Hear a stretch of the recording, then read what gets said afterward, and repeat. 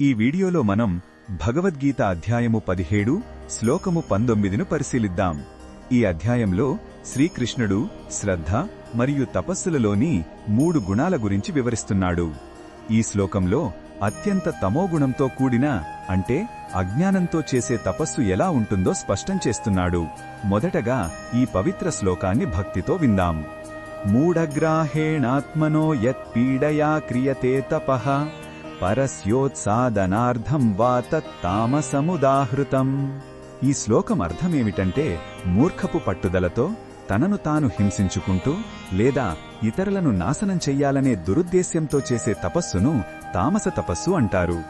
ఇక్కడ భగవంతుడు నిజమైన సాధనకి అజ్ఞానంతో చేసే హింసకి ఉన్న తేడాను చూపిస్తున్నాడు.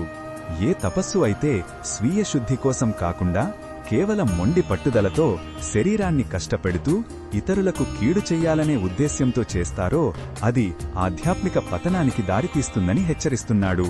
ఈ శ్లోకంలో ఉన్న భావం మనకు ఏమి చెప్తుందంటే మన ఉద్దేశ్యమే మన కర్మ యొక్క స్వభావాన్ని నిర్ణయిస్తుంది.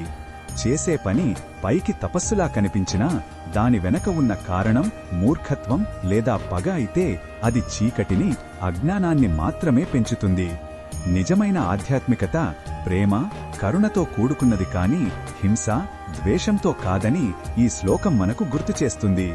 ఈ బోధనను మన దైనందిన జీవితంలో ఎలా ఉపయోగించుకోవచ్చు అంటే మన లక్ష్యాల కోసం మనం ఎంచుకునే మార్గాలను ఎప్పుడూ పరిశీలించుకోవాలి. మన ఆరోగ్యాన్ని పాడు చేసుకుంటూ పనిచేయడం లేదా ఇతరులను కష్టపెట్టి మనం పైకి రావాలనుకోవడం కూడా ఒక రకమైన తామస ప్రవృత్తే. మన చర్యలు మనకు ఇతరులకు మేలు చేసేవిగా ఉన్నాయా అని ప్రశ్నించుకోవాలి. ఆరోగ్యకరమైన పట్టుదల వేరు, విధ్వంసకరమైన మూర్ఖత్వం వేరు అని గ్రహించాలి.